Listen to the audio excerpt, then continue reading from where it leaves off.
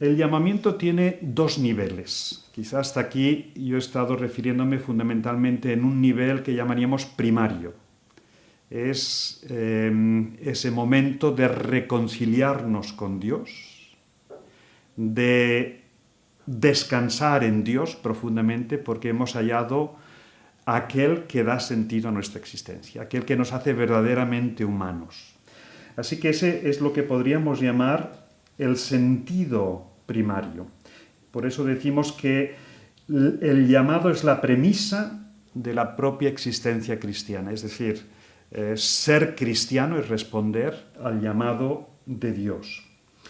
Pero también decimos que cumplimos nuestro llamamiento y esa es la tarea, la vocación, la profesión.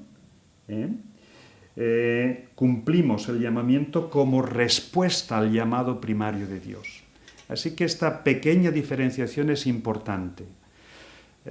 Hay un llamamiento primario que tiene que ver con reconciliarnos con Dios, con volver al hogar, al sentido de nuestra existencia, y como consecuencia de ya tener nuestra identidad en Dios y en Cristo, desarrollar la tarea de nuestra vida, la vocación, nuestra profesión, como consecuencia de ese llamamiento de estar en Dios. Y eso va a producir muchas consecuencias.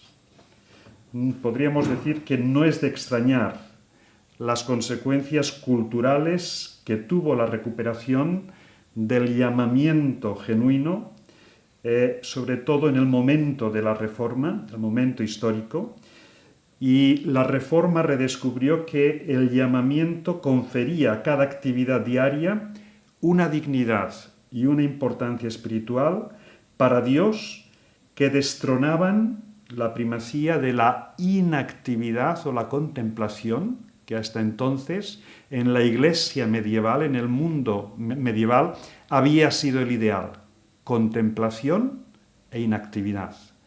La Reforma nos viene a decir que el llamamiento y su consecuencia en la vocación, en la profesión, no tiene que ver con la inactividad y con la contemplación, sino con el desarrollar una tarea. Así que el llamado echaba sobre las personas humildes y las tareas ordinarias un manto de igualdad que derribaba toda jerarquía y era un impulso a la misión de convertir a Cristo en Señor de todas las facetas de la vida. Eso transformó no solo la Iglesia, sino también los paradigmas de las culturas de los países que hoy llamamos reformados. Así que ahí radica la importancia del tema que estamos considerando. Tiene que ver con lo que somos, tiene que ver con encontrar nuestro sentido en Dios, nuestra identidad en Dios, y tiene que ver con desarrollar a la luz de ese llamamiento cualquier tarea, la profesión, desde esa perspectiva.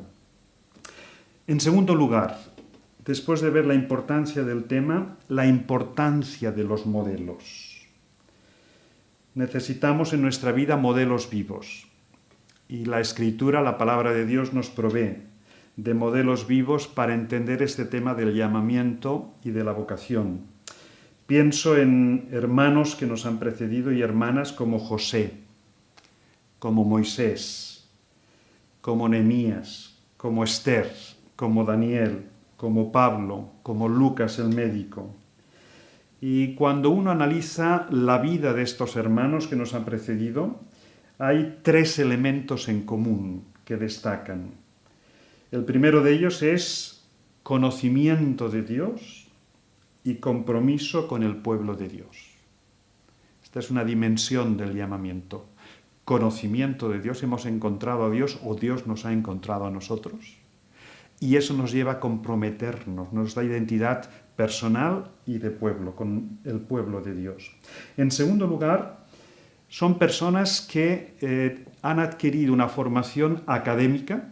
El caso de Moisés es destacado, el caso de Daniel, el caso de Pablo, Estos tres recibieron, en el caso de Lucas, una formación, podríamos decir, reglada, formal, y fue algo que ayudó en su desempeño de la profesión.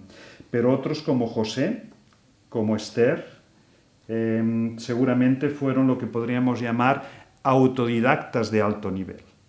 Así que sea cual sea nuestro recorrido, una formación reglada o que hayamos aprendido sobre la marcha, esta es otra de las características. Era gente que había recibido una formación específica. Y en tercer lugar, son modelos que tienen un sentido de misión. Y tienen un sentido de misión porque fueron llamados y respondieron a ese llamado.